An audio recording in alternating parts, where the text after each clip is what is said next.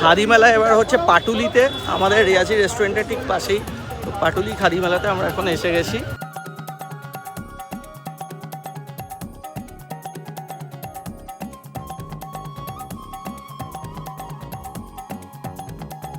আমাদের most favourite হচ্ছে তুলাই পাঞ্জি চাল আর হচ্ছে ঘিটা। ও আর আমার একটা ফেভারিট আছে, এই দুটো হচ্ছে রাহুলের ফেভারিট, আর আমার ফেভারিট হচ্ছে এইটা। নলেন খাদি মেলায় আসলে কিন্তু এগুলো একদম মিস করবেন না, খাদি গ্রামীণের স্টলে এটা পাওয়া যাচ্ছে।